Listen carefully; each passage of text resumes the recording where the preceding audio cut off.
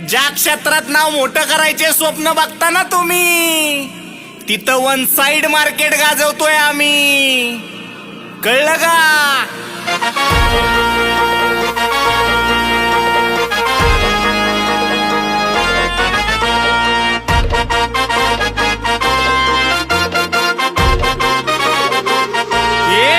यायला थेट झाला या लेट, यायला थेट झाला या लेट.